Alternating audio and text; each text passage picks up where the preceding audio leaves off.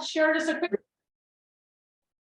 on the stream management plan, and then we'll turn it over to our awesome presenters, so you don't have to listen to me all day. So first, what is a stream management plan? A stream management is a collaborative effort between all these different partners in the community. It's action oriented. The goal of the plan is to create actions that we can take as a community to make our watershed better and improve our watershed. It's driven by data. So we're looking at a lot of the monitoring and data collection things that happen in our community, whether it's through the district, but we're also partnering with Mesa, Verde and Wharf and the Forest Service and US Parks and Wildlife and things like that. So we have a lot of data that we're collecting to make this plan. A stream management is also a voluntary plan. It's not a regulatory plan. It's a plan that we put together as a community to say, hey, these are actions we could take to make our watershed better, but it's not regulated by anybody. And it's comprehensive. We're trying to take into account all of the different interests in water. We know that agriculture is a big part of the Mancos watershed, and so we're looking at protecting existing water rights as one of our main goals. But we are looking and trying to incorporate the values from environmental people and recreational people and cultural and tribal values as well. So it is also a comprehensive plan. And here are kind of the goals that were outlined throughout this process by the Mancos Watershed Group. Like I mentioned, we want to ensure the protection of existing water rights. We want to improve our understanding of the Mancos River and the river hydrology. We want to continue coordinated monitoring and data collection. Ultimately, we want to come up with prioritized climate-informed recommendations for projects and plans that we can do to improve the watershed. And continue with outreach and engagement. I think that throughout this whole process, outreach and engagement and education has been kind of a major theme that I've had with people who are talking to us about what they would like to see throughout the watershed. And so that's one of the goals in this process as well. The first part of one of the major parts of the stream management plan is stakeholder engagement and education. And so we've taken a really broad approach to this. We've been having one watershed, one community workshops. There are 3-day workshops where the community comes together to share about the stream management plan, but also look at conflict resolution and power dynamics and how to manage those things with the community so that we can have conversations as a community to make good decisions down the road. We've also formed a Mancos River Agricultural Committee to make sure that we're reaching out to those agricultural producers. We understand that they are busy people and it's really, really hard for them to come to a 3-day workshop or come to an afternoon session. And so we have a committee in charge of reaching out to those people to make sure that agricultural voices are also getting incorporated into the plan. And then we've come up with a bunch of just different events to try to reach different parts of the community. We have a recreational outreach event coming up next week to try to reach out to some of the people in town about ways that we could improve the stretch of the river in town. Maggie, our AmeriCorps Vista, has been planning a fun event at Fence Line where it's just like a fun educational event to rally people around our river and get together and learn fun things in the process. And so there's a whole bunch of different ways that people can get involved in this process. It's not just these workshops or just these meetings, but we're trying to take a really broad approach to engage stakeholders. Another big part of the stream management plan is looking at river health and flow improvements. And so we've been working with Wilson Water Group out of Denver to do a bunch of stream hydrology modeling. We've been looking at trying to figure out ways to incorporate dust on snow and how that impacts our runoff in the watershed. We've been looking at mapping dry up places and looking at where does the river dry up throughout the valley. And that's what this map over here is just an example of one of the visuals that we're working on creating to help us kind of visualize where the water is in the watershed. We've been working with irrigation companies to install meters on their pipelines to help get accurate real-time data collection, again, to help us kind of create this vision of where the water is. And then we're working on an R2 cross training, which is just a training that allows people to do flow measurements in the river and help look at flows and streams where we don't necessarily have gauges and things like that, and ways we can do that. So we have that coming up as well. So that's another big part of the stream management plan. Watershed health assessment is also a big part. We're looking at trying to figure out ways to look at the watershed as a whole and not just the stream. And this has to do a lot with the upper watershed and looking at forest and fire. And that's why we're having this meeting today, is to learn about fire in the upper watershed. But a big part of that is looking at the watershed comprehensively and not just at the river or just the riparian zones, but also looking at those things and what is going to happen if we do have a fire, and how can we take actions to help mitigate when there is a fire and protect our water. And then, as I mentioned again, we are looking at improving recreational access and recreational benefits to the river through the town of Mancos through this plan as well. We have an event on next Thursday at Columbine to get some input from people about what they'd like to see in town, in that in-town stretch, whether it's picnic tables or increased access, or it's we need to clean it up because there's a lot of concrete and rebar in the river. We just want to get feedback from the people in town about ways that we can improve that stretch of the river as well. And then we're looking at just kind of, this is our 3-year timeline for the watershed plan. The goal is to have it done by March of 2025. So it's not a plan that's going to be created tomorrow. We're trying to take some time to make sure it's comprehensive, take time to reach those stakeholders and make sure we're engaging people and having time to review it and create a plan that we really are happy with and that really leads to some good actions. And so the goal is to have our first draft of the plan in February of next year. And then we'll have a comment period, we'll review the plan, have another comment period. And then, like I said, the final draft, the plan is to have it done by the end of March in 2025. So that is my quick overview. Like I said, the stream management plan is really a collaborative effort between all of these different partners in the watershed group. But if you have questions or you want to get involved, there are those different ways. You can find information for those on our website, or you can reach out to me if you have any questions. Anybody have questions right away? Okay. All right. Then what we're going to do is we're going to take just a second and turn it over and let Danny present, not produce. He's already produced his work. He's going to present. Shauna, thanks for letting me go first. I thought that it might give a little bit more context. Yeah, that's great. So, now I'm trying to think, maybe I'll stay. And you can share your own screen, right? Yeah.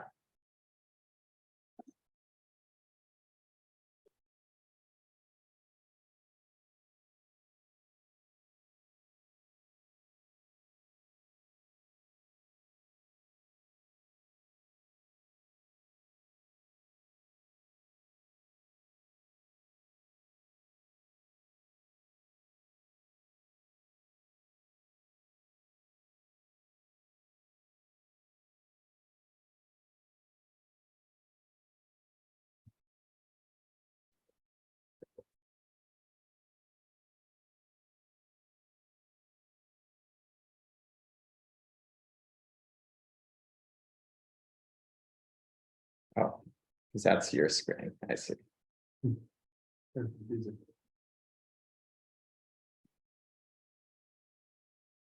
Well, this is what it's going to be for now. Okay. Greetings, everyone. Danny Margoles, I'm the coordinator for the Dolores Watershed Resilient Forest Collaborative. I'm going to wait a moment to talk about what the collaborative does. And I usually try to go over an outline of my talk early on, and I'm going to do a slightly different format for today. But I am here talking about collaborative forest management in the area throughout Montezuma County, but really focusing on the Mancos Watershed and the Upper Dolores Watershed as well. So we all know how important our forests are to us. They provide water, important habitat for wildlife, recreation, aesthetics. I don't know, it's where we live, it's where we go. I feel like no matter if you're new here or not new here, it's one of like the hallmarks of like why people find it valuable to be in this area. I think it's really, really important just to say like our forests are important to us. They've been important to people living here for millennia as well. Indigenous groups have managed, lived in these forests also for many thousands of years. Also, I just want to highlight really basically like these forests are fully adapted to wildfires, but in very different ways too, across forest types. I'm going to be talking mostly about ponderosa pine forests. It's the forest type that the collaborative spends most of its time discussing. But I'm going to hit on some like important differences later on and like considerations for what that means for management also later on. Ponderosa pine forests are really adapted to fire, especially low severity fire. They have thick bark that many of you know protects cambium from getting killed. They have self-pruning limbs, so when they get larger, the lower limbs drop off to reduce the likelihood of fire going up into the canopy of trees. They have deep roots that help them survive if like their surface roots die from a fire, get scorched. Fire is just like baked into how these trees regenerate too. They open up openings, I guess, for the trees themselves. Ponderosa pines need a lot of sunlight in order to grow. They need bare mineral soil in order to grow too. So if there's like a really heavy duff layer, they won't be able to regenerate. These forests are critically tied to fire. This is a fire history of the San Juan National Forest.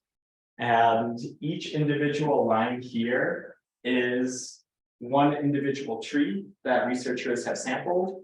So the horizontal lines are that. The vertical lines are where the tree has had a fire scar in the past. And so across different areas, you can see there were a lot of fires over here.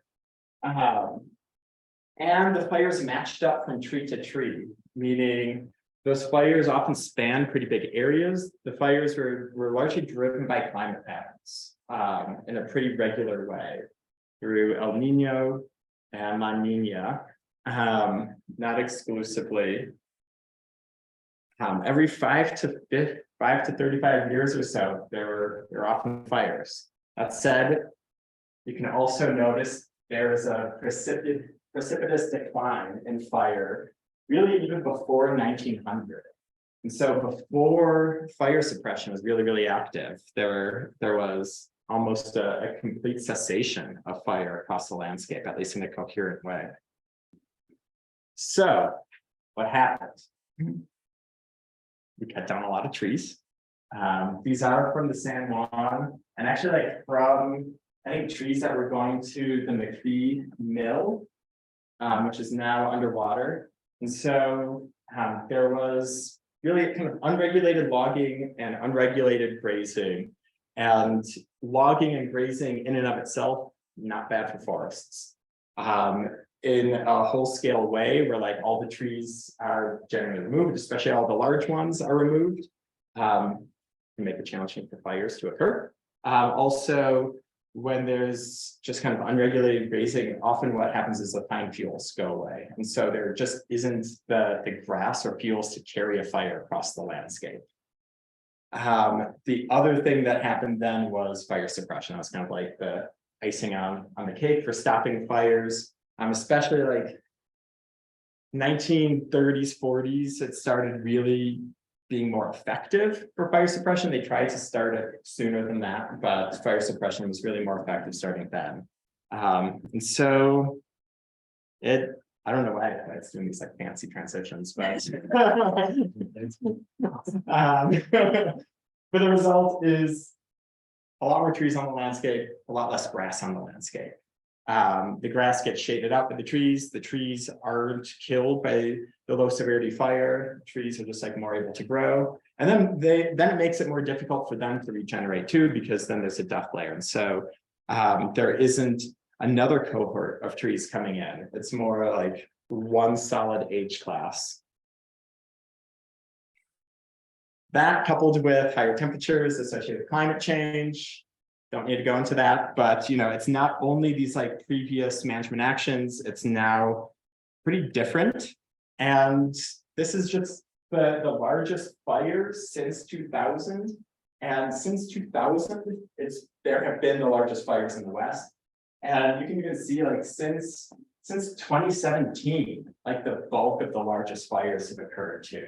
And so even in the last 5 years, we've had like huge, incredible fire years. And so it's related to both kind of the changes on the landscape and changes in climate too. So that's a little bit of a background. So I think what I want to highlight is it's not if a fire will occur in the watershed, it's when a fire will occur and what type of fire it's going to be, because it could be many different types of fires too. This is a image from the Weber fire that occurred about 10 years ago, and you can see like this person actually did some work around their home, and their home was spared from it. And so what I want to highlight is we need to do work. We need to like think about this for protecting, especially our assets. So like lives aren't assets, but so lives, property, critical infrastructure in particular, as well as like important resources that we collectively identify. And so we want to use that as an introduction to the collaborative. So what we are is a group of folks working across many different agencies, from federal to the super local agencies, as well as working with groups like the Yukon Tribe, forest products industry, water managers, fire managers, rec groups, conservation groups. We want as big of a tent as possible in order to make as durable and like effective decisions as possible together. We have a few different program areas that we work, including education, but especially we really focus on like collaborating with land management agencies and then trying to like put into practice kind of effective ways to reduce wildfire risk and enhance resilient forests on all lands. We also do really try to work with the forest products industry in order to kind of have cost-effective ways to do these forest restoration, forest resilience treatments too. So they are heavy, kind of a really strong participant within the collaborative, and it's been a really critical. It's been critical to have them participate. So a few of the things that we do are working with folks like the San Juan National Forest in collaborating on landscape scale projects. You can see this is the blue is kind of ponderosa pine dominated forests, and you can see a few different colors with like hatch marks that kind of demonstrate there are like project areas. So like NEPA has been cleared on much of the ponderosa pine zone on the San Juan National Forest already. That's for vegetation management. This kind of brighter red line is NEPA that's been cleared for prescribed fire. And it covers a huge area. The collaborative has been like way down in the weeds on a lot of conversations with the San Juan National Forest on like the scope and goals and like kind of explicit like elements of a lot of these projects. And in doing so, I've worked with the forest and many different partners in developing a suite of desired conditions that are meant to kind of explain pretty explicitly what the group wants to see, or like what the goals are in terms of kind of resilient forests, both in the present and into the future. So it's inclusive of species composition and kind of structure of the forests, reduction of invasive plants, increase of native grasses, things like that. And so looking at like a suite of different conditions. and trying to use those as a way to communicate with partners and of what the goals are and what like ideally the goals could be within projects. We also work to make lots of squiggly spaghetti. It's meant to be kind of confusing, but this came out of a meeting to develop the co-swap proposal actually. And all the different colors are different groups' interests or priorities for where they're working and where they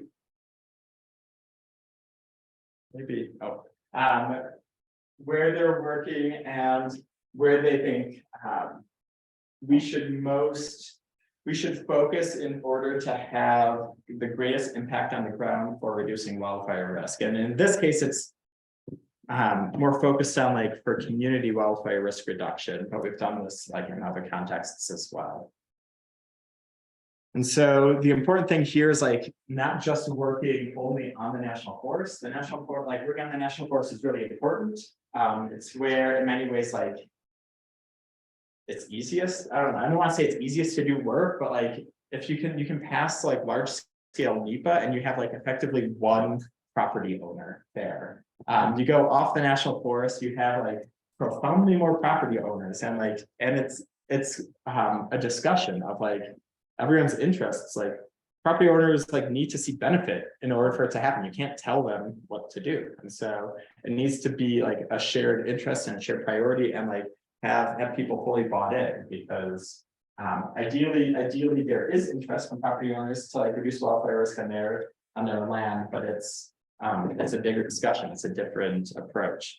That said, like while funding sees boundaries, while like administrative processes sees boundaries, like certainly wildfire does not. And working across boundaries is like really the most important way to effectively reduce wildfire risk, especially because private lands are where our values and resources and assets are most concentrated too. It's not really on the national forest itself. Like there are a lot of values, is a lot of importance on there, but it's like mostly concentrated off of it. So I just want to highlight some of the activities that are happening. This is a bigger area, and so this is where the Dwarf Collaborative is working, but there are a few different collaboratives across the San Juan National Forest and adjacent lands. And we are working together on a few different efforts right now, including the Collaborative Forest Landscape Restoration Program and the Rocky Mountain Restoration Initiative, which are both initiatives and efforts driven from the local scale, but to restore landscapes on a pretty big scale.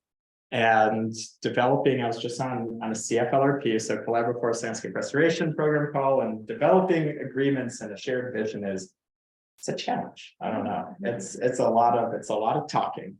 But there's a lot of work happening. And I think the important thing to like realize is where we're identifying like the need and opportunity is really like through a belt going across the dry forests. The dry forests, the ponderosa pine zone, the warm dry mixed conifer, I'm sorry if I'm using a lot of jargon, is where the change from historic forests to present are most pronounced. Up at higher elevations, there's always enough fuel for a fire. It's largely like if there's the right climate conditions for it. That will be changing into the future with climate change, but large scale thinning projects aren't necessarily going to like make it more of a historic condition because they've always been dense. They've always been wet enough to carry fire. So I think it's important to know it's like we're prioritizing where the change has occurred and also like where we live. It's more in the lower elevations where wildfire risk is pretty elevated. Kind of putting this into practice. I don't know if I need to describe this right now. I don't need to describe this right now. This is effectively the co-swap project area, and we've worked with a lot of folks to identify where we want to focus and how to most effectively reduce some risk. Come on, no worries. So what are we talking about? I'd say like enhancing the use of prescribed fire and managed wildfire is one of the most important things that we can do. And I want to start with this because like this is the way forests kind of manage themselves historically, was with fire. And it's what forests are adapted for like recycling the nutrients in a very specific way. It is also the most cost-effective tool that we have to reduce stand density, to like kill some trees. That said, often trees are really dense, like forests are dense, and often like there does need to be like mechanical work prior to the use of fire too. It also supports local economies, is really important for a variety of reasons, not only economically or not only ecologically. And so mechanical treatments, like both cutting with like large machinery, chainsaws, like any kind of suite of them is needed, as well as working kind of more strategically around homes and infrastructure around like defensible space. And honestly, like this is the most important for really reducing wildfire risk. Like the more you can do that, the more you're gonna like protect an actual home. It's not like flames coming up to houses that generally burn them down. It's like embers that are blowing from often kind of a far ways away. So again, what I want to just like emphasize is that there are like different forests in this watershed, and I was focusing on the Ponderosa Pine Zone, which is a pretty significant one, especially in the Chicken Creek area, but is less. There's less of it as you go like up the Mancos River too, and I think kind of working within the Mancos River to protect water resources and critical infrastructure there, I think will take a maybe different approach than like we need to thin the whole forest, because it's different forest types that if you like start thinning all of those forests, you might just like start changing the ecology of them in different ways too, and have a lot of unintended consequences. And so it might be a lot more like point protection of infrastructure and pre-planning around like reducing the hazards of erosion that Shauna is the specialist in. So I think what I want to just emphasize is that like it's really important to do landscape scale work to reduce risk, especially in like the right forest types and in the right places. And then it's also really important to do like very like tailored approaches for reducing risk in other areas like spruce fir or cool moist mixed conifer forests too. So I don't know. I hope that was like somewhat coherent. I feel like it was a lot really fast, but wondering if anyone has any questions from that. And just want to like support a lot of like the work that's going on. I really appreciate the work that like the Mancos Watershed group has been doing in the Mancos Conservation District.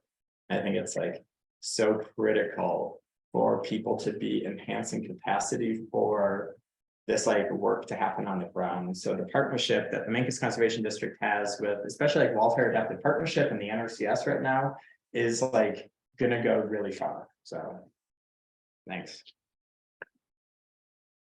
Any questions? Fast? Anybody has questions online, you can type them in the chat too. The Mancos watershed, the Mancos River, you're talking about changing the ecology up there? Is that the reason for the thinning or what? So I guess I was saying like, so for ponderosa pine forests in particular, they're a lot denser than they were historically, because of all of these from fire suppression and things, and just like the lack of like low severity fire in the past. And so often when a fire comes through now, it's a higher severity. It can like have more I don't know. I want to be like delicate with words. Like it can just be much higher severity and like kill many more of the trees than historically happened. I guess what I was saying in the Mancos watershed, they're especially lower. There's like some ponderosa forests, but like where there are intakes for like Jackson, it's really outside of the ponderosa pine zone, and so it's not necessarily a denser forest up there than it once was, but it needs. We need to, like, we don't want a really severe fire also to, have a debris flow into that intake as well. And so there are other actions than like thinning the whole forest up there that we'll need to do probably in order to like help prevent erosion from being an issue. My concern is the Mancos River is way more important to us than the Chicken Creek River. Yeah. So Totally. not only for drinking water, it's our lifeline in this valley. Yep. If there was a devastating fire out there, we're all toast. Yep. Because the mud and the stuff that flow off of that, Jackson Lake's the least of our concern. Down on that's what we drink out of. Yeah. And I've always thought that they had the wrong focus on the wrong watershed. I mean, they've done a great job on Chicken Creek. Big deal. I think the Mancos River is way more important than what goes on in Chicken Creek. Yeah, no, I Look don't. at it from my perspective. No, and I totally appreciate that. I don't disagree. And, as a resident of Mancos, but also knowing like how important irrigation is to the valley here. And I think even still, just like thinning the forest won't exactly like change that. I think if we thin the forest, we might like change the ecology of the forest, which could like mess up the watershed in other ways too, that I think we just need to like be aware of. But I think that there are things absolutely that can be done, like proactively, if there is a fire, to reduce the likelihood of like debris flow into the the critical parts of the river that that people rely on for like irrigation. So I think We like muddy water irrigation. fair enough. That's called slick water. Fair enough. Well, I think everything in moderation is not. I mean, that's what it needs to be. I mean, there's a no action alternative, and then there's Do everything I want. Yeah. So I think you have to look at something in moderation. I appreciate that view. Yeah. I'm curious what the duration between burn and ponderosa. At what point are you outside of prescribed and looking at mechanical? Like, what's that burn period? It so depends, and people give you lots of different answers. And so like the fuels folks will say like you can burn almost any forest. Given the right kind of burn window, that is. And so it might be an ever narrowing window that you have for it. And so I think it depends on both like how important it is, like where you want to like be working, like and what the consequences of like it killing more trees than you want are. And so it might be a different kind of a different analysis or math problem, like closer to communities versus like further out. And there's been a whole effort to look at potential operational delineations and like how you approach like fire in different areas of the landscape, depending on like where values are too. And so I think it's kind of a non-answer, but it depends on what the goals of the burn are and like what the constraints on like how many trees you can or can't kill. But also like if there's a lot of like kind of merchantable timber that could be taken off of it, I think a lot of people would say like, well, take the wood off first and then burn it right after. And the ideal is like to try to do like the combination, the quick combination of like do a thinning project and then burn right after. Because if you don't burn right after, then you often don't open up like the duff layer too. And so it might make it more challenging for regeneration. So I was looking for a year, Dan. I don't know, Shauna, do you have anything to add to that? No, I think you answered. No, that's a great answer. Please. One more question. Does anybody ever go back after the fact where they've had to burn or the mechanical or something and do, mostly I'm talking about burn, and do any kind of cost benefit analysis of what happened? Yeah, I think So are you talking for like a bigger wildfire usually? Well, no, I'm talking about, I'm not real familiar with what goes Yeah. on, but I was pretty familiar with what's went over on what we call the first notch country over north of Bayfield. Okay. They went in and spent hundreds of thousands of dollars of burning up there, prescribed burning. Yeah. I can't see that it did any good. The oak brush came back just as thick within 2 years. And didn't kill any trees. And I think, That's, I'm not. no, I think I just it's a said- good question. You need to, somewhere along the line, we're spending hundreds of thousands or millions of dollars. And we're getting anything out of it. I think that that's a really good question. I think that there are kind of internal, like, I don't know everything that happens internal with the Forest Service, but I know there Nobody are. does. Not even the acting district ranger. Yeah. But I think, I know that there's like, you know, post fire, post bird. Monitoring that happens, like, I think a lot of what you're asking is like, are you meeting the desired conditions? Are you doing what you're saying like you want to do also with like the action that you're putting and like investing a lot of, I mean, for a prescribed fire, it's like, not only like the people out there. Like putting torches to the ground, but it's like so much planning that goes into prescribed fire. And sometimes it's just too wet and people like try to make it happen and you just like don't have as much consumption of fuels that you want and you don't really see like the benefit from all of that work. And so I think that there are a lot of like internal monitoring that's happening and like I will say, like, getting to know the fuels people on the San Juan National Forest, like, they're people who want to do it and like are usually like willing to take risks in a way to like try to like get I'd say take like educated kind of smart risks, not like whatever. But like I think to get into fire, you have to do that. And I think that they do really want to see like the benefits like from the work on the landscape. But yeah, I don't know. I know exactly what you're saying. Like often like in post-fire reviews, they're like, yeah, it was too wet. We didn't get like the desired conditions. We're gonna need to come back in like not too long. That said, doing that again for prescribed fire is often a lot less expensive than if you bring in a bunch of equipment. And I feel like I need to stop. But bring in a lot of equipment to like cut trees and also not like cut enough trees too. And because bringing in equipment and hauling all of that out is, depending on like what type of wood you're getting off of it, might be a lot more expensive too, especially if it's like smaller diameter wood, they'll just be like putting into piles to burn. So I don't know.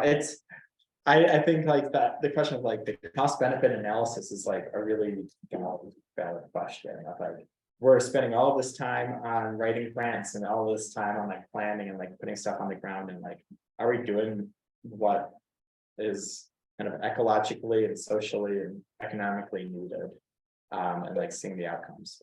I would say it depends on your objectives of that burn. You may be just trying to enhance nutrient cycling, so you don't, you're not, the goal isn't to get rid of oak brush so much, but in another case, you might be wanting to get rid of oak brush, but you have to burn that so hot that it's going to be outside of prescription.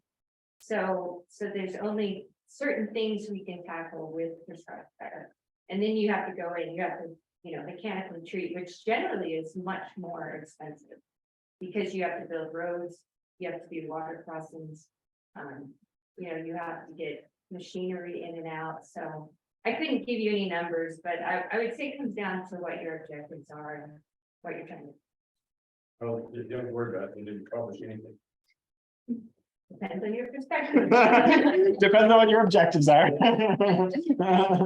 They might not fit your objectives. Did you have an allotment there?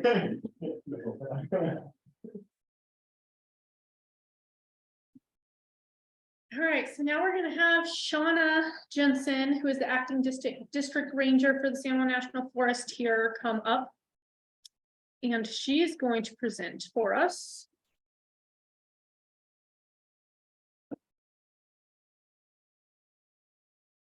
Okay, so now I need to share my screen again, right? How do I? Yes. Oh, here, Let me unshare. okay.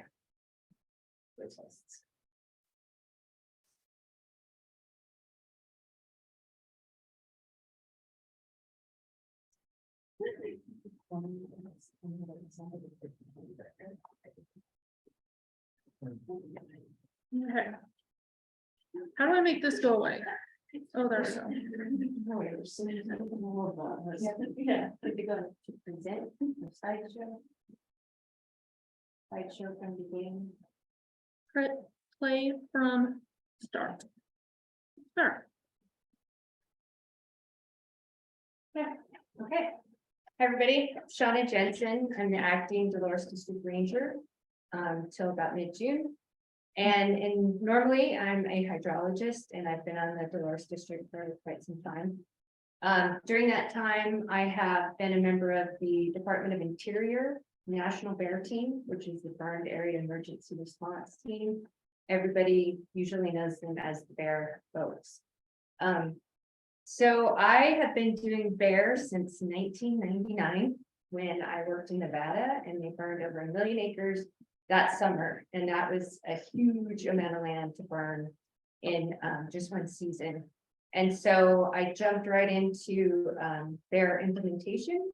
So that is putting, erosion control structures out in your watershed, trying to slow flows, repairing roads, all kinds of things that I'll talk more about.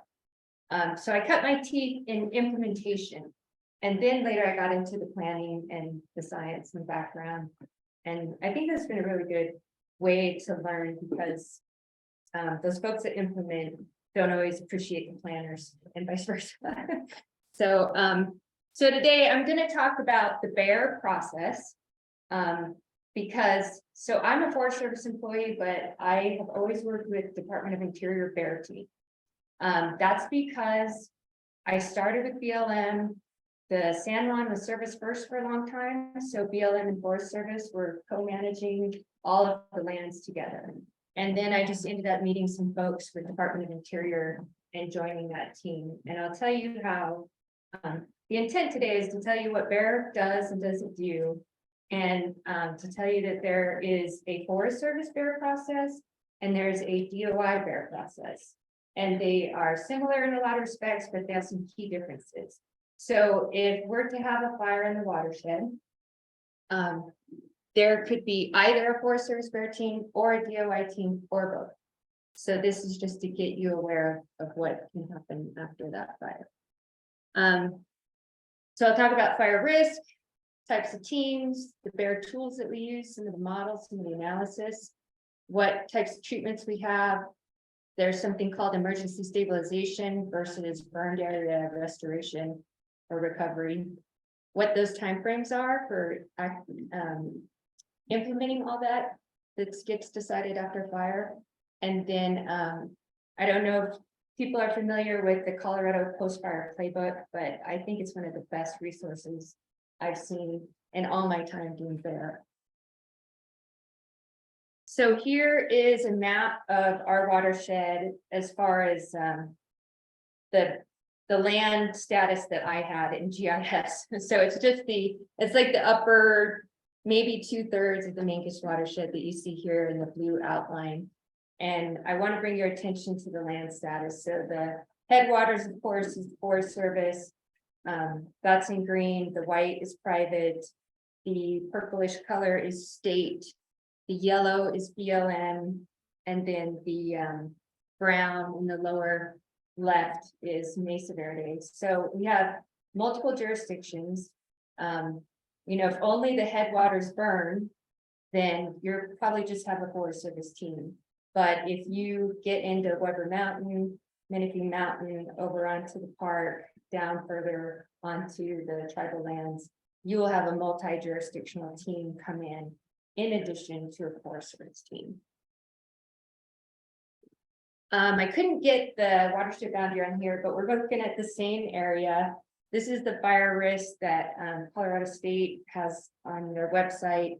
And so like Danny was saying, you can see what's our pine belt. You can see what's PJ and sagebrush kind of lumped in the red and the orange. And then as you get up in the higher elevation, you get up into the aspen and the spruce fir, and your fire risk goes down quite a bit. You're just higher in elevation, cooler temperatures, more moisture. So the risk is really your dry mixed conifer, your ponderosa pine, pinyon-juniper, sagebrush.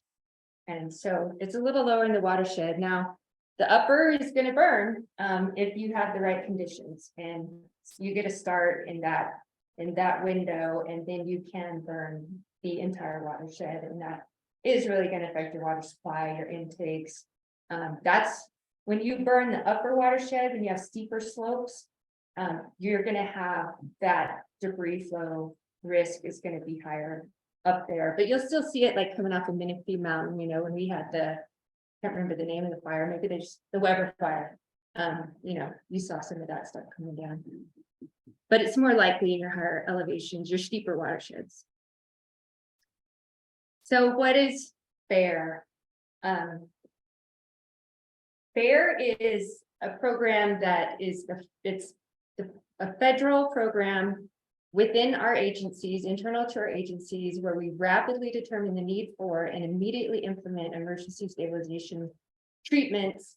And we're trying to manage unacceptable risk to life, property, natural resources, and cultural resources on federal lands. So BIA lands are included in there. And under that BIA umbrella, there'll be trust lands and I don't know what the other type, non-trust or leased lands, that will all fall under federal. But the BAER team focuses on federal lands. So if that fire leaves the forest and it comes off a BLM or comes off the park and is on private, BAER will tell you from our analysis what the risk is, but we do not implement treatments on private land. So we are doing what we can to keep the forest contained and to try to not have massive flows and not have debris flows. But a lot of times there's only so much you can do when you have a high severity fire that consumes all the watershed.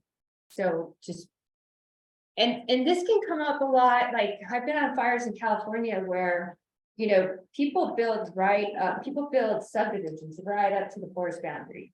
And when you hit the forest boundary, it suddenly goes up, like the slope is like this. And so those folks in those neighborhoods would be like, what are you gonna do, Forest Service? This could come to my house. Unfortunately, Forest Service says we can only spend dollars on federal land. And if you're a homeowner who chose to build at the base of that slope, you also assume the risk that if that slope ever burns, it's coming down to your property. So keep that in mind if you are a homeowner and you are close to federal lands and it burns. You know, we'll do our best to keep things up there, but it will happen on federal land. So the U.S. Forest Service teams, you see there the Forest Service logo and their BAER logo, and then I actually didn't put the DOI team BAER logo on, but it's right here. So we can have members of Forest Service, very few. We all get the Forest Service people on DOI team all get harassed, you know, in a nice way. But it's mostly DOI, USGS, Park Service, BLM, and Fish and Wildlife, or yeah, Fish and Wildlife Service. So the teams will come in, and then after about a week of assessment, they usually present to the community. And so you'll see if it's DOI, you're going to see a certain style, and if it's Forest Service, you're going to see a different style. Like I said, the Forest Service team will be all Forest Service employees. And it could be a whole variety of people, soils geology, archaeology, rec, wildlife. The BAER team with the DOI is going to be, everybody comes from wherever agency. It's a standing team. You're on a roster, and the second a big fire breaks out and they think they have post-fire issues, certain individuals get called and they show up. And even though I'm standing here as a Forest Service ranger and a Forest Service employee, I prefer the DOI team because the DOI team grabs people who have been doing BAER for years and years and years.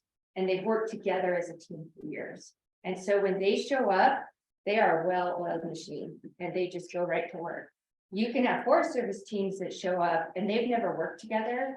And then you have personalities and you have who's got what role and it takes them just a little bit longer to get going. So they've gotten better. They do have some key specialists that kind of always show up to certain fires. But they'll use the local resources, but there's a little more training, a little more forming and storming and all of that going on with a new Forest Service BAER team. So the process is the same. The difference is the Forest Service has and DOI, we look at emergency stabilization. So what's critical right after a fire? What's important? And then the DOI also has another program called burned area. I have different words, restoration recovery.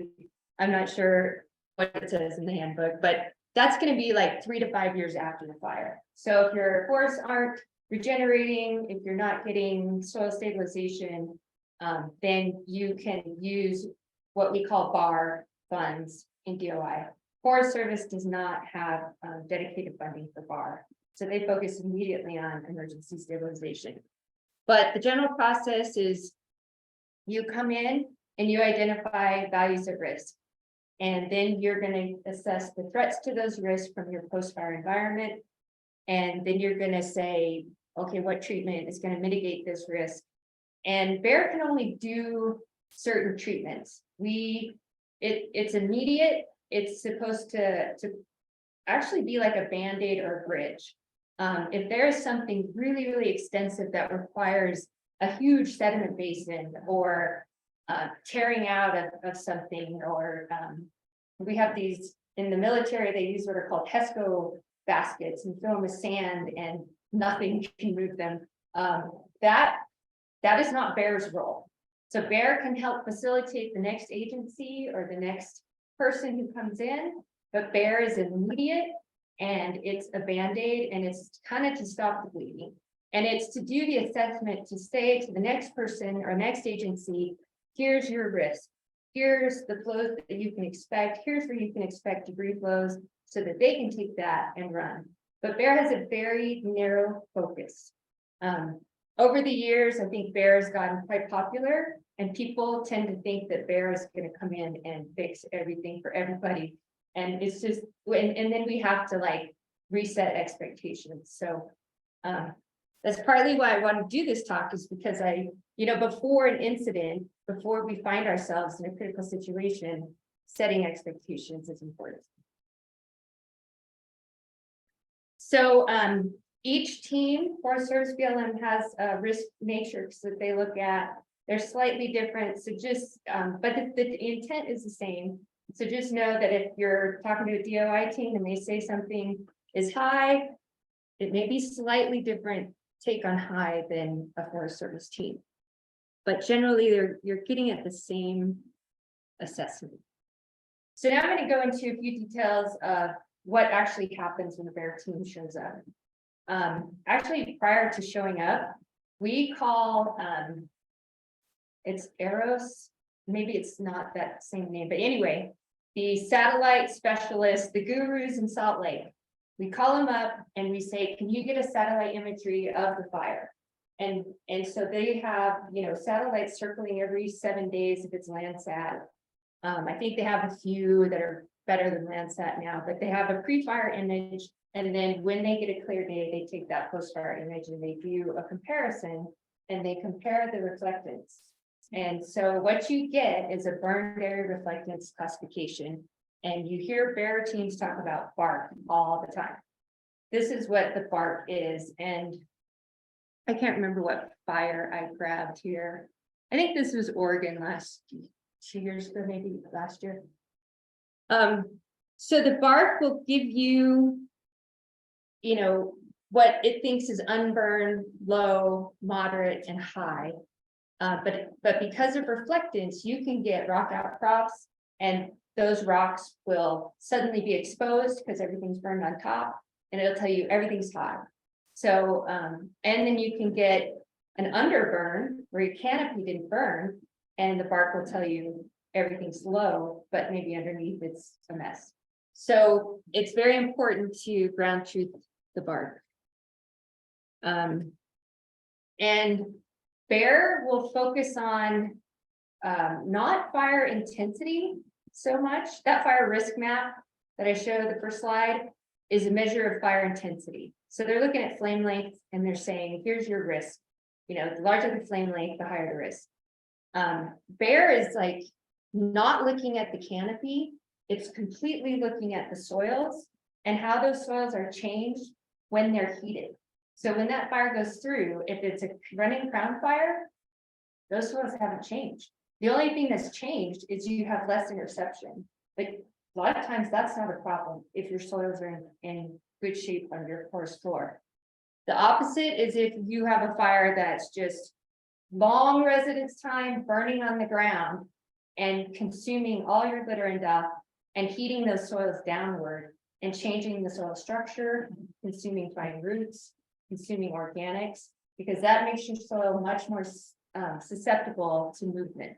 So, and the worst scenario is to have everything burn, your canopy, your soil's heat, and then as soon as the rain hits that, everything's free to go. So we talk, and our lingo for that, for soil heating and the effects to the soil from the fire is called soil burn severity. So BAER teams always talk about soil burn severity. And we'll go out and we will take points all over that fire and all kinds of different intensity areas, and we'll determine the ground cover. We'll look at the ash, soil structure, root structure, and we also test something called hydrophobicity. So soils can get the organics, depending on the type of vegetation that was there, can melt and make your soils waxy.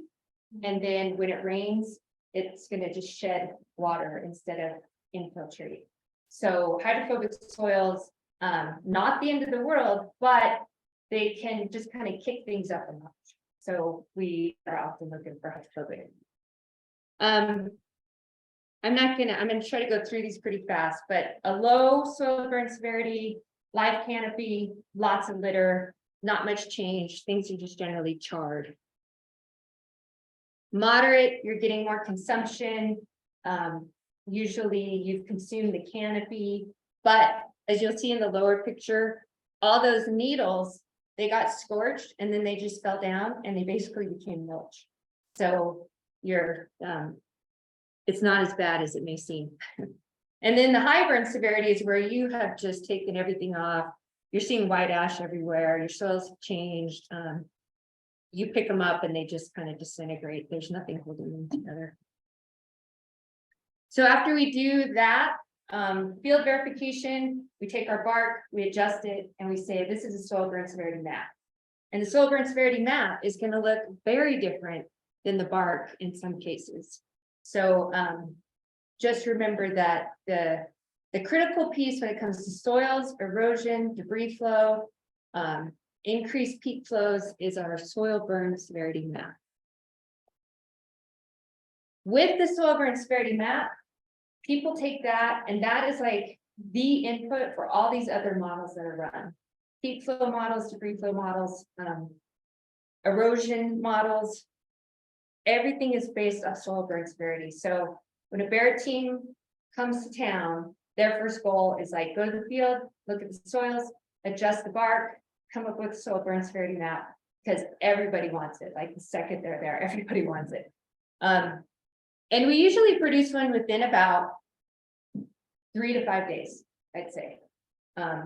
So like the DOI team, if we have really big fire, there could be 10 people going out every day, all day, just collecting soil burn severity data. And then one of the most important models I'd say that gets used, that uses the soil burn severity, is the debris flow model. And the BAER teams don't run the debris flow model. The USGS runs the debris flow model. So we send the soil burns Verde to, there's like 2 people in the USGS who know how to run this model. They process the data, they send it back, and then that tells us, and you can like, you can see it. You know how steep something is, you know how much loose materials in there, how loaded the channels are. Like when you're walking around, you start going, yep, debris flow, yep, debris flow. But this model is going to give you something to put on paper, and it's also going to highlight something you may have missed. So it's really important, very valuable to a BAER team. And all these little, it's run on sub watersheds. And so I talked about this, I think it was the municipal water or the source water protection meeting, but when you have you have to have steep gradients to get debris flows. Has to be really steep, straight shot.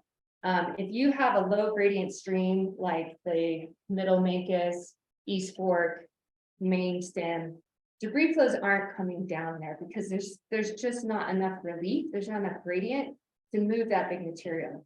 So that big material is going to be up on most likely the forest or coming off these mesas over here, and it's going to drop out. And then as soon as it hits a larger stream that has a lower gradient, that's where it stops. So the problem can be when people build homes at the mouth of a basin, and it's just coming straight down, and there's nothing to stop all of that material. I don't see that we have a lot of that going on in the Mancos Watershed. We do peak flow modeling, erosion modeling. The DOI teams usually use a program called Aqua, and it's a pretty comprehensive program. It's very specialized. There's only like few people who can really run it and run it well. The Forest Service teams will use something called Wolcott, and it's a little more user friendly. More people can run that. And then the Forest Service also often runs WEP. This is a big laundry list of typical BAER treatments, but and this is the Forest Service list. So there's things like seeding, mulching, upgrading a culvert, clearing a culvert, patrolling after storms, putting in warning signs, post-fire, you're entering a hazard area. A lot of that's going to go on, and a lot of it's going on up on the forest. We're putting water bars and trails on forest. We're putting hazard signs the second you enter the forest and you get close to that fire. But this is a good list for, if you can work with NRCS or someone else, what you might want to do on your property. These are just some drawings of things, like a water bar in the road to get the water off the road, relief culvert, and a trash rack to prevent, large woody debris from plugging that culvert and then overtopping. This is a fire in Oregon last year. We had this big, huge escarpment along a highway, which is very unusual. And we had like perched debris flow channels that just hit the edge and dropped onto the highway. And so the fix is an attenuator fence. And so for this whole, it was like 1.5 miles, and we just had to, our recommendation, like we are recommending to the local office, to the state, this is what you should do.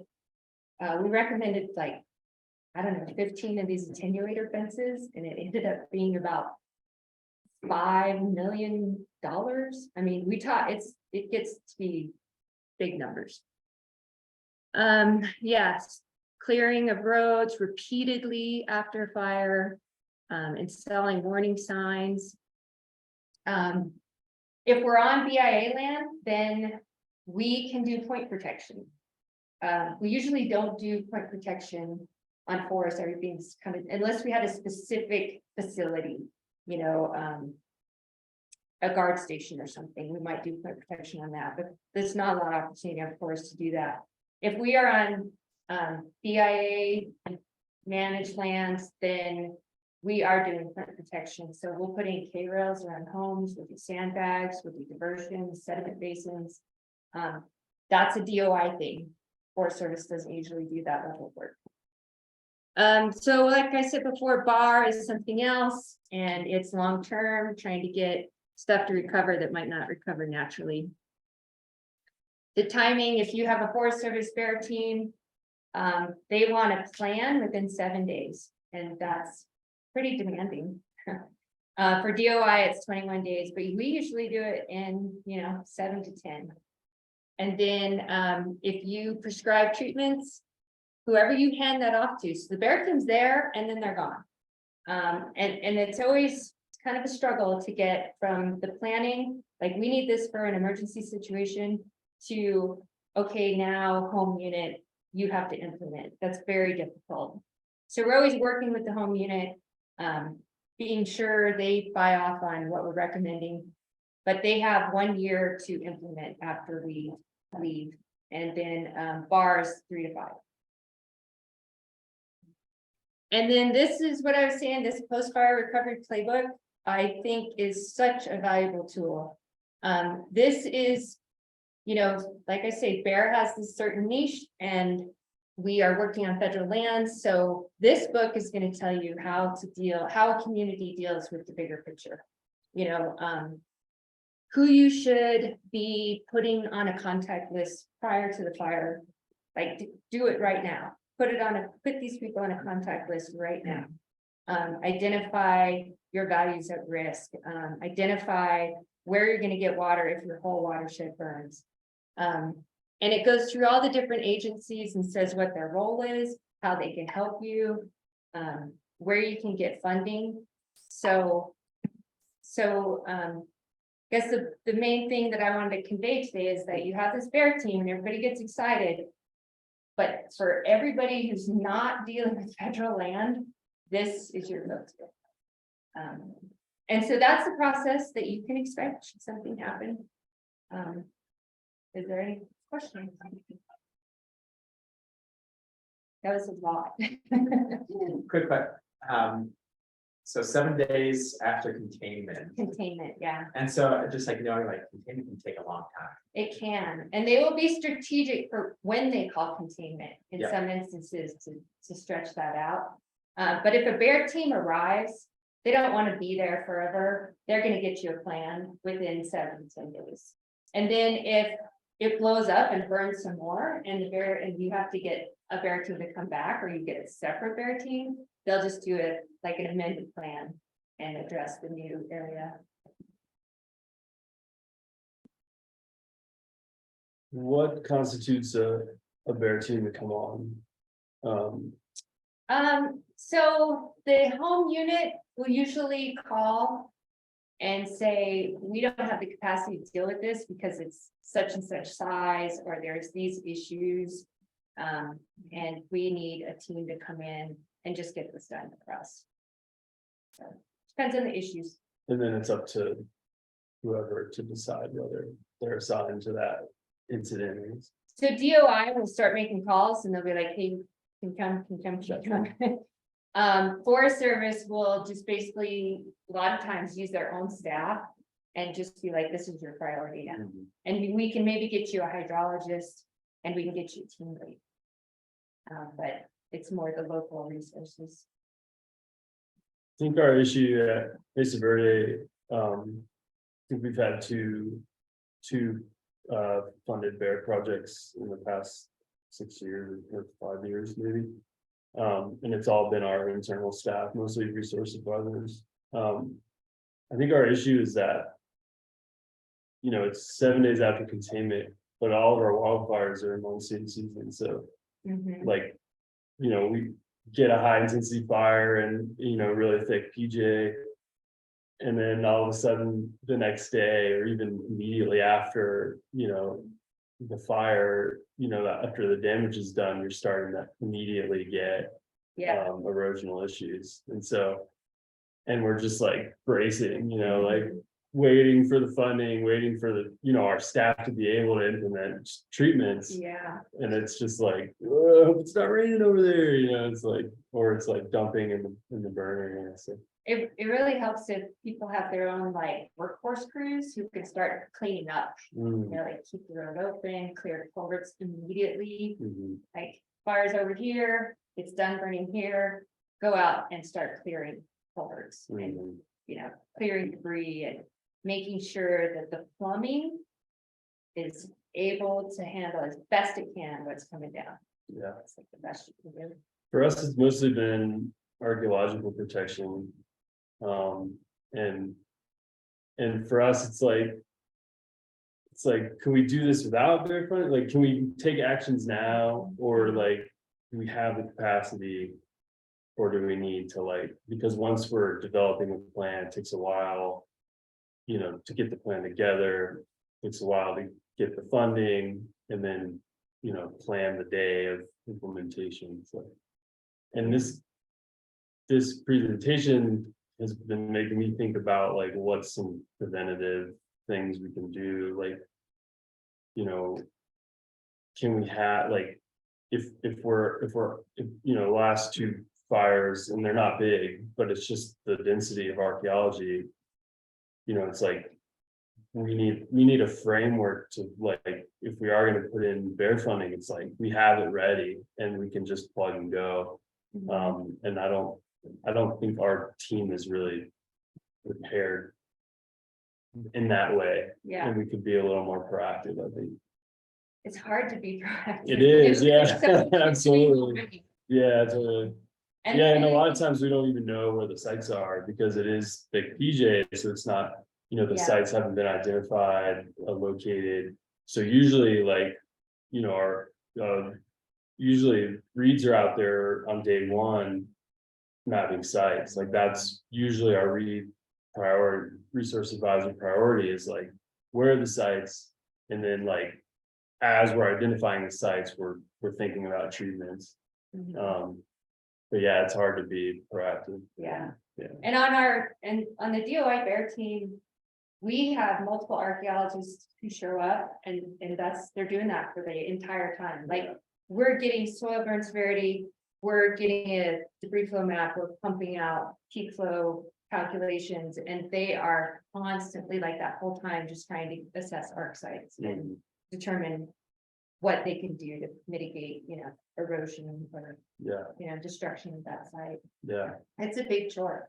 It is hard, and we're all always busy, and then when a fire comes, it's drop whatever you're doing. But then to have a report due 21 days after, it's it's such a commitment for our staff. So Yeah, yeah, it's very hard for staff, and I think that's why the BAER team still, they still get called, because if you're just, and that's what I love about the DOI thing, is that you show up and then you just know your job and you just get it done, and you can do it in 7 days. mhm, It's very unusual to not be able to do it quickly.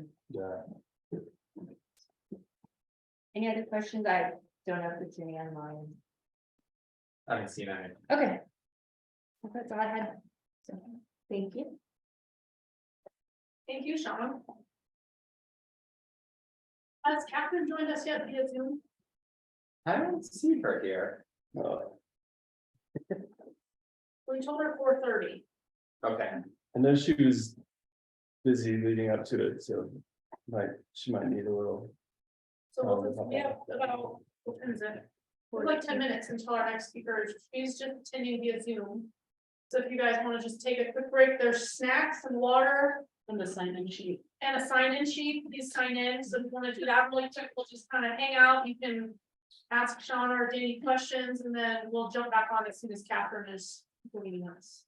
If you don't sign in, you don't get treats. Yeah. Yeah. Smack it. That's exactly my question. Oh. You can see long gone from a fire over here and still be burned. Yeah, and the damages from high severity fires can happen so quickly. Yeah. And the substantial damage happens early. Yeah. So like BAER, you know, we don't even think about BAER, because it's usually like we need immediate actions. Well, yeah, maybe, yeah. Pre-planning for like post-fire. Yes. Challenging. Yeah. I don't know about impossible, but it's not. Yeah, I mean, it could be. I think there's a way that you can identify like highest, like potentially highest risk areas. Yeah, absolutely. Yeah, we know our high severity Exactly. potential and our not high severity potential. Yeah, So. I don't know. So fun. I think when we did a BAER team, like here, we need one if we had a fire in Las Vegas. One of If it's low intensity, not a lot of issues, they're very team. We have to assess anything over 500 acres regardless of the intensity of the renewable. So, you know, there's been little fires that we just can't. And it's not like a BAER team has showed up. I go to work and I start writing a plan. That's what happens. So the same sort of process happens, just not Yeah. on that official large scale. It's not on a large scale. Great. Okay. Maybe snacks, we still have to give them. We finally all went.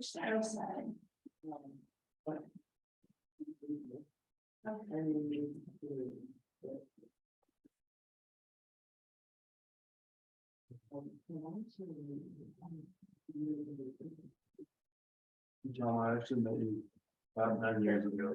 Because my wife drove into your ditch. I never remember that was a long time ago. Just off of 41, next to your line at Olives. We were talking about olives. She just drove off the road and. Oh, did you? Yeah. Yeah, she was like trying to pull off, but it wasn't, it was kind of like quickly, and then it was just like. Just a little bit, not a lot. Yeah.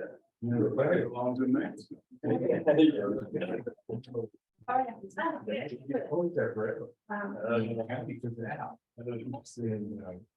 then they rolled across. You know, or something. Too much.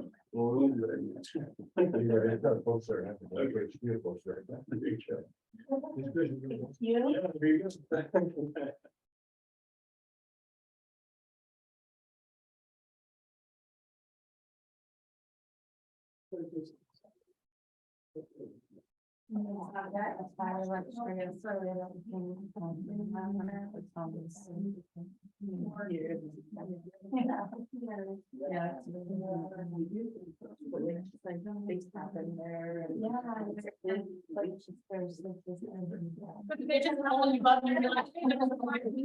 Yeah. And then depending on how you're like, yeah. I think you expect it, at some point somebody's gonna have something.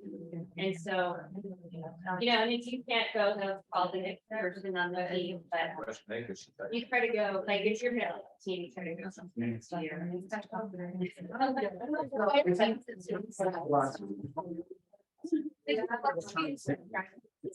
I mean, maybe not. Yeah. There, it could be like. a super- And you can't, it's so hard to see everything without a team. Exactly. Under the right circumstances, like, so it won't go, it won't burn, it won't burn, it won't burn. Then it could like a lot can burn. So I think that's like, that's the concern.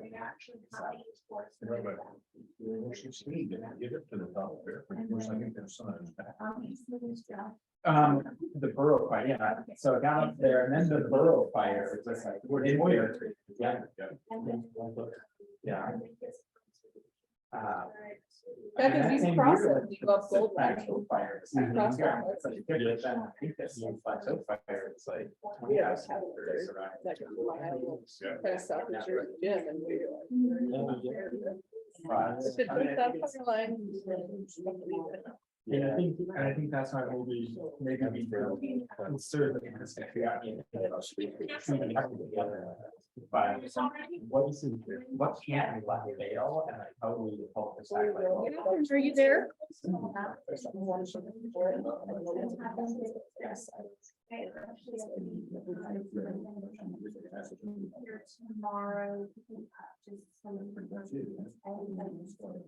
Yeah, and then goes up and Hello. yeah.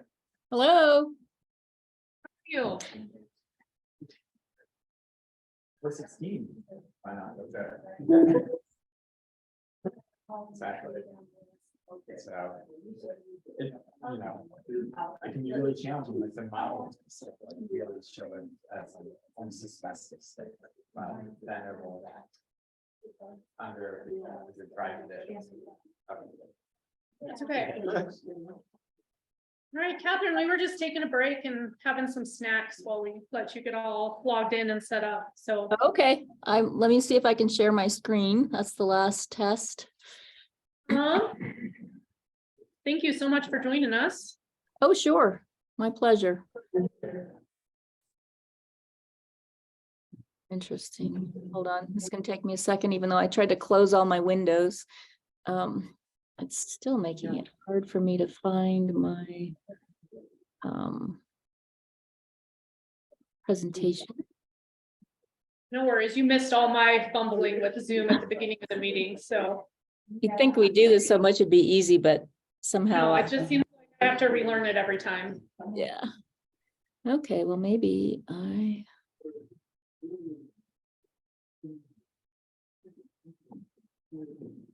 See.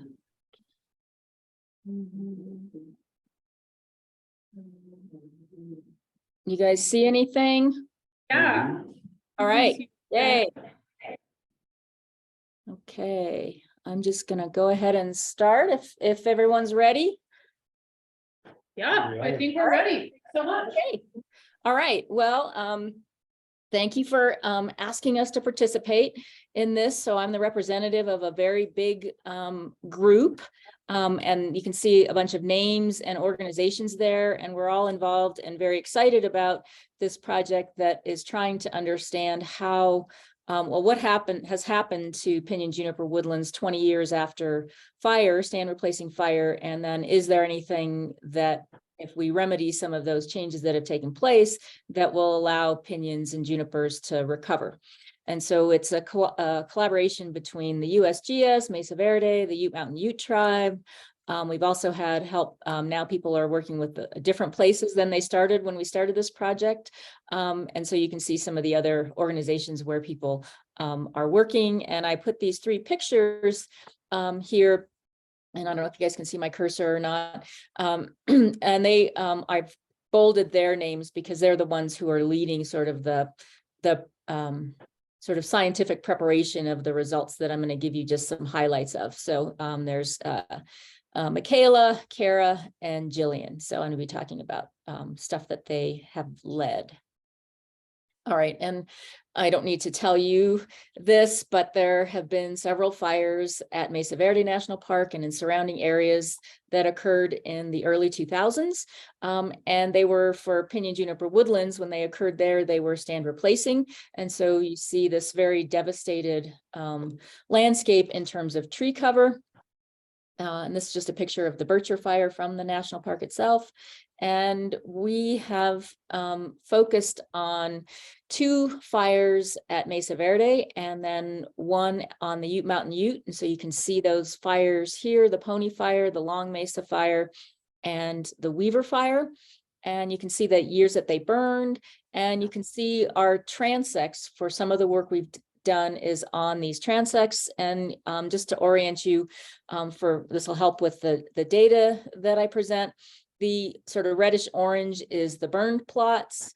Then we have intact forest nearby. And then in 2 of the 3 fires areas, there were thin plots. So Mesa Verde, they had some thinning that was done to try to reduce the risk of fire very near cultural resources. And then the Ute Mountain Ute also had a thinning, and that's in the yellow here too. And they did thinning differently, which we will see has an impact, and I'll describe that more when we get into some of the results.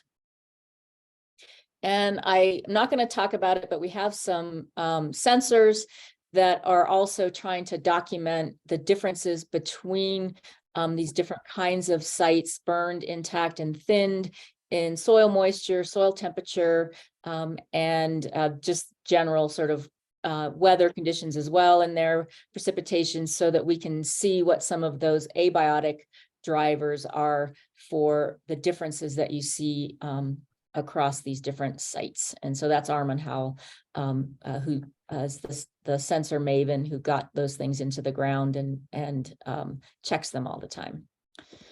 All right, so I'm going to first go through the questions that we are trying to address, and then I'll go through some of the data that we have, and then hopefully there'll be some time if you have questions, and I'm fine if you want to interrupt me and ask questions too. That's fine if something's not clear. So the first question that we're asking is, just documenting that the changes that you see on the landscape, that we can really see differences in the plant community. And so we're focused on looking at we did a bunch of transects that those dots were on that map. They were 30 meters long, a few meters wide. And then within those, we looked for every single tree and measured every tree, and looked for seedlings for both pinions, Pinus edulis, and Juniper's osteosperma, so juniper. And then we had our eyes particularly on Western wheatgrass, Pascopyrum smithii, and cheatgrass, Bromus tectorum, to see how those varied across the plots as well. And so again, there's lots of transects for 3 different fires, and I'm going to give you the data for that in a bit. The other thing that we looked at was biological soil crusts and how they differ between burned, thinned, and intact plots. And we focused on biological soil crusts because they're this really important soil surface community that contains microorganisms, mosses, lichens, and they can really be important in arid lands in binding the soil together. And here's just some data that from other studies that shows, some of the impacts that biological soil crusts can have, so they can increase soil fertility. And this is grass on the left here, in this picture grown without biocrust, and on the right with biocrusts for the same amount of time. And you can see really big differences in the size. And you can see that in this right-hand picture as well. So important for soil fertility. They also, in other studies looking at more of a landscape scale, you can see that they improve soil moisture by about 14%, which makes a big difference in our arid landscapes. And then they also decrease sediment loss in dryland systems, so that sediment that holds those nutrients that could be lost from the system by erosion. So those are some of the reasons why we focused on biocrusts. The third group of organisms that we focused on was mycorrhizal fungi. And mycorrhizal fungi are plant symbionts that we know improve water and nutrient uptake by plants in exchange for sugars from photosynthesis. And I've been studying, this is sort of my area of expertise, and I've been studying mycorrhizal fungi and pinions for a very long time. And we know that they really are important for their growth, and that which mycorrhizal fungi you get is important in terms of species. And so I'll tell you about abundance and species composition when we get to the results there. One thing that's important is that we are doing some work with juniper. They've been harder to grow for us because their seeds are tricky to germinate. So we have more pinyon than juniper results so far that I'll tell you about. But pinions have mycorrhizal fungi called ectomycorrhizal fungi, abbreviated EMF, and they make these really sort of obvious changes in how roots look. So when you dig up a root system, you can see these with the naked eye, and you can actually even tell, like, this is going to be a different species than this one is going to be. And they make, in their reproductive life, they make some of the common mushrooms that you see in the forest. So they associate with trees mostly, and with our pines in particular. Our buscular mycorrhizal fungi are shown in these pictures down below here. And interestingly, juniper and then the grasses and most of the shrubs in the sites at Mesa Verde will associate with these fungi. You can't see them with the naked eye. You have to clear the root system and stain them with, that's what these blue pictures are, but they make this little tree structure. That's how they get their arbuscular name. And that's where exchange between the plants and the fungus happens. And they make below ground spores that are not so obvious to see. So we have these more obvious ones and then the less obvious ones, but much more common in terms of the plants on which you see them. And the data that I'll present is mostly going to be on ectomycorrhizal fungi today. Okay, the fourth question that we're asking is, can we restore pinyon and juniper in burned areas if we use the knowledge that we've learned about their regeneration requirements? And so what we have done is we've created mycorrhizal inoculum, and I'll tell you about that in a moment. And we used live inoculum and sterile inoculum and put that in association with seedlings. And then we planted those seedlings just this past fall.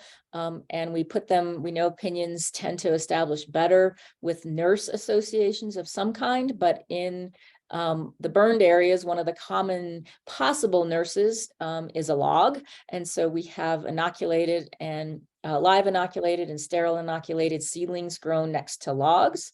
We have them out in the open, which we know is probably not going to be that great for them, but we want to see what difference it makes. And then we have them under shrubs. So those are our 3 nurse plant treatments. And then we are planning to implement high and low water treatments. And we just did this so far at planting because you guys have gotten, I'm in Arizona and we're in the same boat. We had so much snow and rain. And so we didn't need to water. Sometimes you need to water in the shoulder seasons, but we haven't needed to water so far. So we will implement those later this year. So those are our 4 sort of questions we're asking. And if we look now at what we're learning so far, if we, oh, sorry, I forgot about this slide. So this is how we do the mycorrhizal inoculum. We take just a small amount. We don't want to take a lot of soil out of intact woodlands. So we take a small amount of soil, and we actually happen to get this soil from where they were expanding a road in the park at Mesa Verde National Park. So we weren't taking soil from really anything that we were damaging at all. So we just take a small amount of soil, and then we create these tubs. And this is just the picture of the greenhouse. It doesn't show the tubs themselves, but where we put a little bit of the soil, and then we put either sand or turfase, the stuff you see on astroturf, sort of inert stuff. And then we let plants grow in that for a while. A couple of months in this case, and that bulks up the inoculum so that the plants and the fungi and the roots all sort of are increased. We put it in highlight for a short period of time, and then we can add that inoculum back to either pots where the plants are going to be grown out, and that's what we did in this case. We grew them for a few months, 3 months. Or sometimes with our cottonwood experiments like this, we just put the cottonwoods in the ground with the like a 1/3 of a cup of this inoculum soil and plant them that way. And we're doing some experiments in other kind of ecosystems where we do this technique with seeds too. So we'll be trying that hopefully in the future with pinyons and junipers. All right, now we're to some of our results, and this is the plant community. So it looks complicated, but if I just, so it's an ordination. So each of these points represents the plant community of a transect. So you saw those transects, and if you look, in this case, the burned is still that reddish color, the thinned is the yellow, and the green is the intact. And if you just are looking at the colors, you'll see that the plant communities are really different at the intact forest compared to the thin forest compared to the burned areas. So, and that's not a big surprise because you can see that when you look at these places. It's a little more surprising that the thinned are sort of intermediate. And you can see these plant names here indicate what's the most, what's the driver of the differences. And of course, pine, Pinus edulis and juniper are the drivers of the intact. And we see what we were interested in learning too is that Bromus tectorum and Western wheatgrass are indicators of the burned areas. So the grass, that non-native invasive that comes in so well after fire is still there after 20 years. It's an indicator of those places. And also the grass that was seeded to reduce erosion is still there as well. And then you see it's interesting then, and then you get the shrub that we ended up using as a nurse plant in the burned area is a rabbit brush, Erica america nauseosa. And so you see that as an indicator of the burn as well, with different shrubs and grasses in the thinned plots. And even a different grass. And so we see big plant community changes. And one of the striking things that we wanted to document that we thought we were seeing just visually is that we did not see a single tree seedling on any of our transects in any of the burned plots. And so we still have the burned in red, but there's just nothing there. So no tree seedlings. And it was important to document that you are seeing seedlings in the other two treatments. So in the intact forest, so it isn't that, because sometimes people are concerned with pinyon, for example, more so than with juniper, and junipers with the hatched bars and pinyon with the solid bars. So one of the concerns is that, well, maybe they're just not reproducing well because of drought, but they are, establishing new seedlings in the places where it has not burned. So that's important information to have. And so again, not a single tree seedling on any of our plots. And we actually did some work where we were just trying to go out from the edges to see if we would see seedlings in the edge of the burned area, because maybe the seeds don't get there, but it was just like a sharp line of if it had been burned, there were no seedlings. Okay. Now, what have we learned about the soil crusts? And I wanted to give a little more background here. So and these were done on the same transects as the plant community was done. So there'd be a frame that was looking at the plant community and then another frame that was looking at the crusts. And so you can tell, I can't tell, but members of the team, Kara and Sasha, can tell what the different crusts are just by looking at them. And so we had lightly pigmented cyanobacteria, and they're considered an early successional soil crust.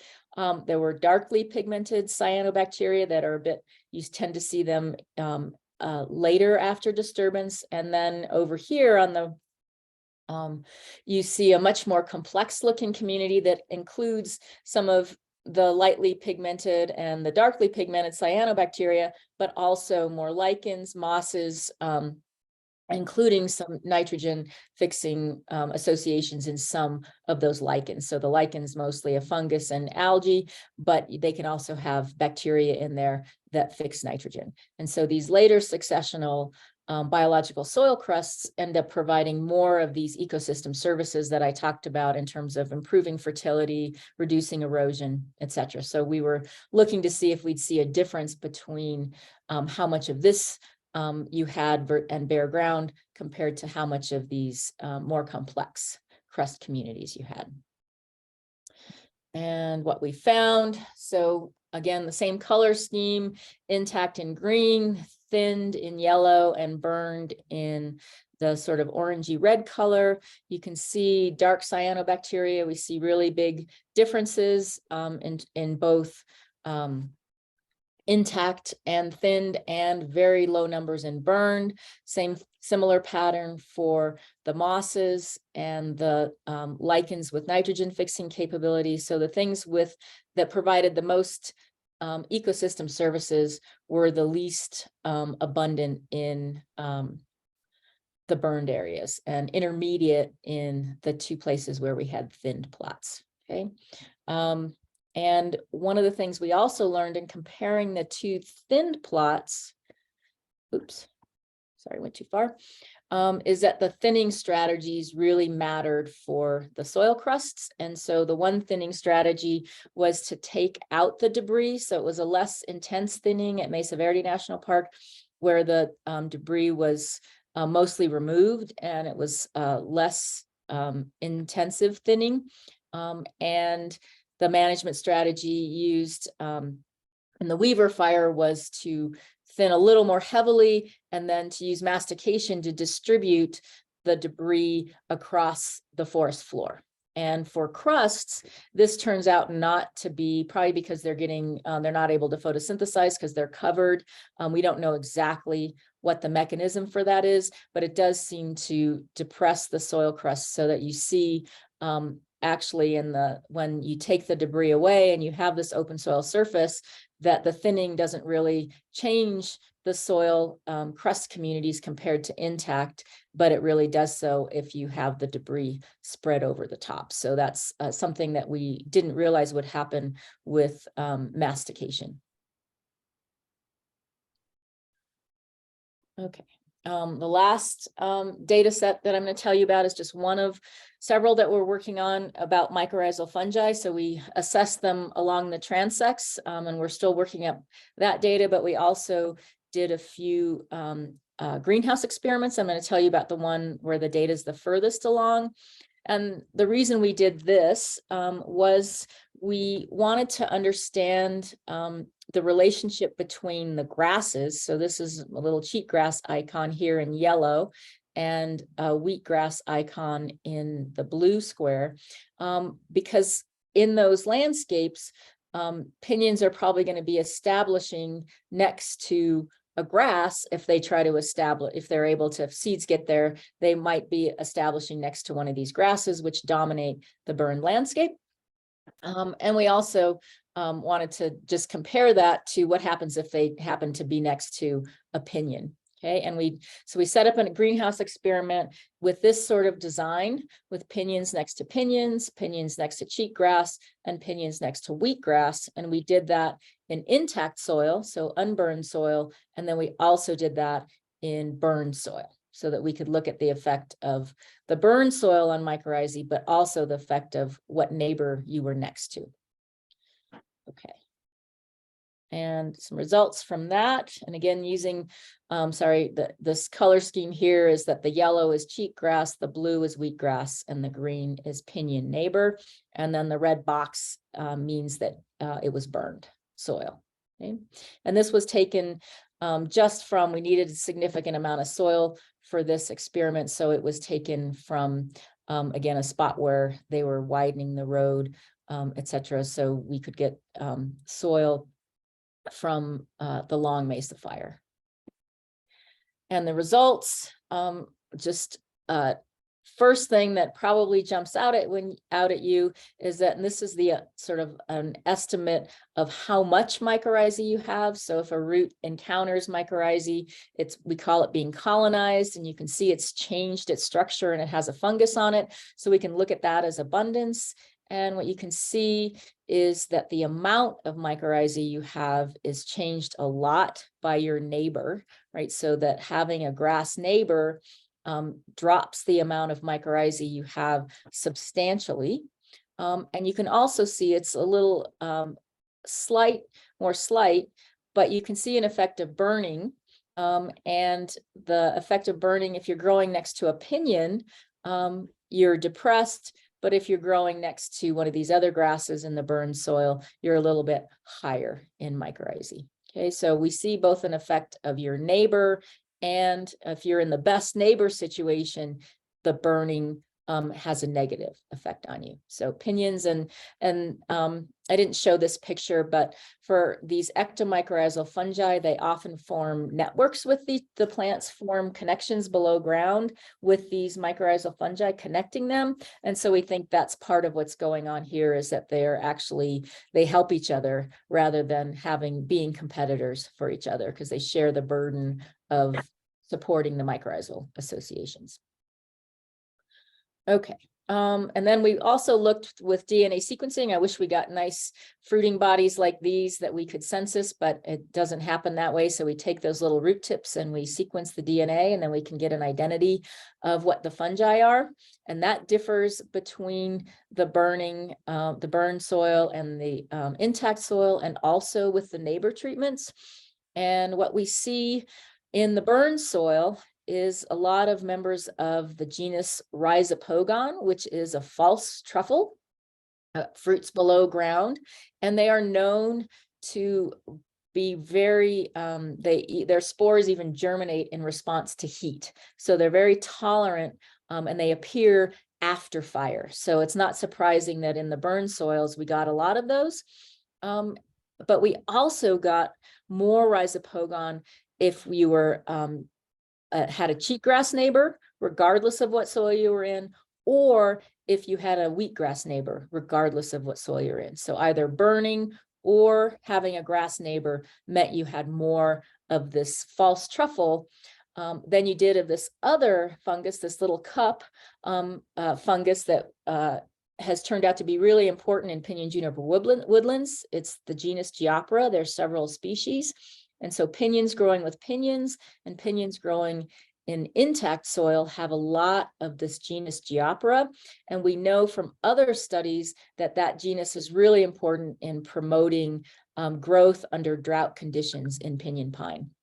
And we see that less so for rhizopogon. So this is great to survive fire, but this is the one species or genus that seems important to pinions in growing in dry conditions. And you can kind of see that in these next couple of graphs. So I want to show you how big the pinions got in these different treatments. And you can see that the best place to be as a pinion is using the inoculum that you get in the intact forest and having a pinyon neighbor.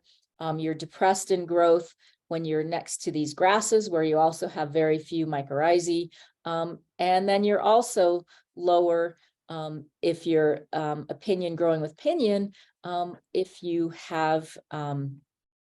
growing in the burn soil. So you don't ever achieve the growth that you do even with a pinyon neighbor that you do in the intact soil. And you can see that a little bit more clearly with these sort of regressions where we're plotting how much mycorrhizae you have on this axis and how big you got on this axis. And if you look at the line for the burn soil, it's pretty flat.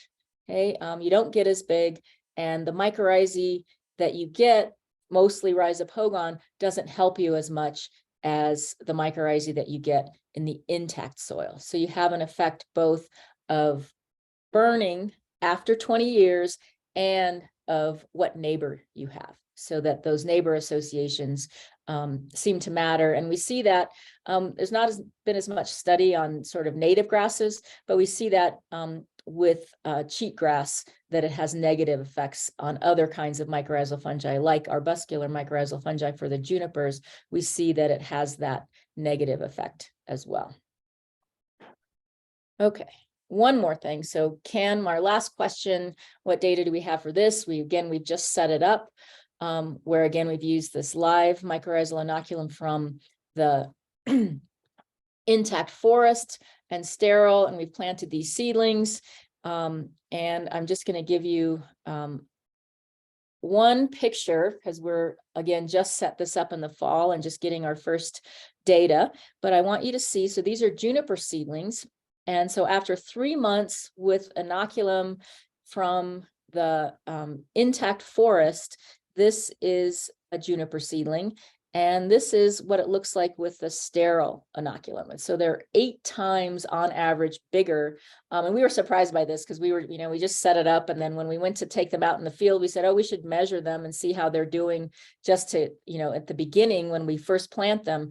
And we were surprised that they were so much bigger if they got the inoculum from the intact forest. And that was true also for the pinions, were about 3 times larger than if they got the intact forest inoculum than if they got sterile inoculum. So we'll see if those differences help them as they live out in the real world. We did cage them to protect them for this first little while, but those will probably come off this spring. And so what are the take-home points? Fires obviously have persistent effects on the plants that you can see just looking at the landscape, but they also have significant effects after 20 years below ground, changing the biological soil crust communities and the mycorrhizal fungal communities in a persistent way. If we thin, those effects are much less. So managing with thinning seems to be a really important way to go. But for the crusts, it matters how you thin. The grasses that establish or that were seeded after fire seem to negatively affect mycorrhizal fungi as well as the growth of the seedlings. And we're hoping that restoring some of the missing fungal community members will help the PJ return to disturbed areas. And then if this part, sort of labor intensive part is successful, then we can look at ways of scaling up so that you're inoculating seeds and not seedlings. And so those are some ideas that we have for the future if we get good outcomes. And with that, I'll say thank you. And if you have questions, I'd be happy to answer them. Awesome. Thank you so much. You have You're any welcome. questions? I was curious how you found, this is Drew from Mesa Verde. I was curious how you found western wheat and cheatgrass in intact forest. It's not typically, I don't see it very often. So I was curious how that went. Oh, yeah, we didn't. So it's not found on the transects in, we don't see it much on the transects work. So this experiment, we actually planted it in the experimental thing that I just talked to you about. We actually planted it because we wanted to see, what happens if you have, if it's still a competitor, even if you have sort of good soil, or does it have to have the burn soil in order to be an effective competitor? So that was really sort of a control. I was surprised to see, I think in the veg from the thinning, it didn't seem like there was a strong presence of cheatgrass and or western wheat. I know western wheat was planted in Long Mesa. I don't know about the other fires, but was there a cheatgrass presence in the thin? It's very low, so there's a little bit of it, and we've seen that in other sort of thinning studies where you'll see a little bit of it, but not nearly. It's not an indicator of those places. Instead, you get what is interesting is that you end up with different grasses. So we get mostly Poa fendleriana in the intact, and then you get Elemis in the thinned more than you do in the intact. So there are some differences in the grasses. And one of the things that we have just learned, that we thought all of the spots had been seeded with western wheatgrass, but it turns out only 2 of the fires were seeded, and one, the Weaver fire, was not, as far as we know. We're checking on that. And then we're going to try to pull, we're trying to understand what happens with wheatgrass over time. And with cheatgrass over time, if you've seeded versus not. And we don't have really good replication, but we do have the opportunity to at least qualitatively see what happens to cheatgrass if you've had wheatgrass seeded. I'm gonna ask another question, sorry. I'm curious, so obviously post-fire, planting seedlings isn't very feasible. And I know, aerial seeding of pinyon seeds has been done, and obviously at Mesa Verde, not very successful. I'm wondering about, aerial seeding, and then you're having a hard time with junipers in the greenhouse. I'm wondering about could aerial seeding of pinyon seeds, could you somehow incorporate the inoculate in that strategy? Or could you apply the inoculate across a burn and then aerial seed pinyon seeds? Is that even feasible or possible?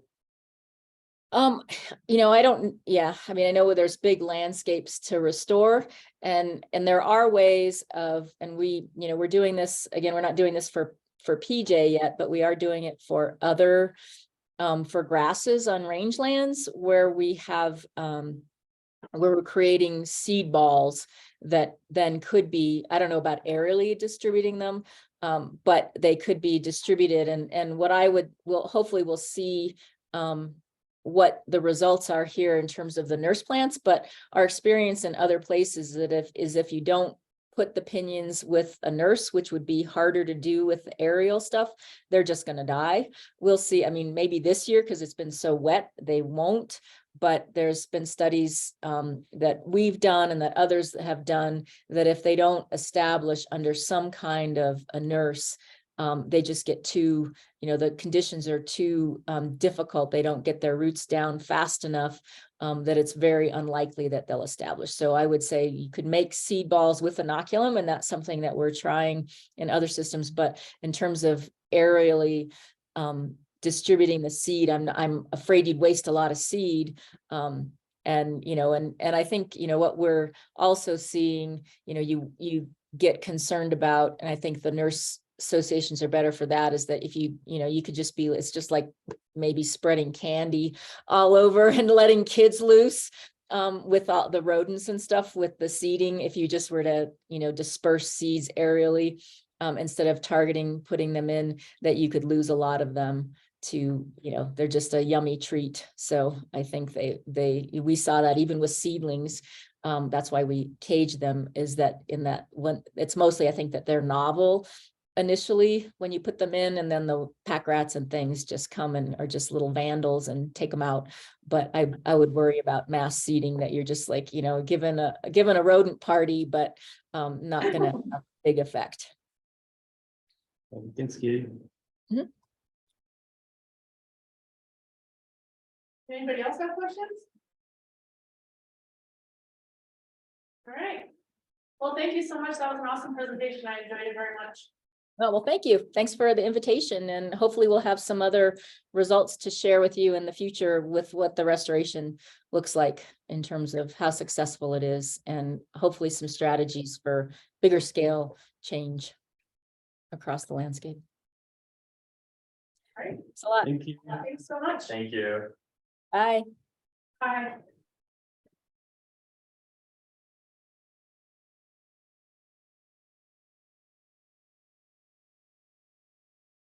All right.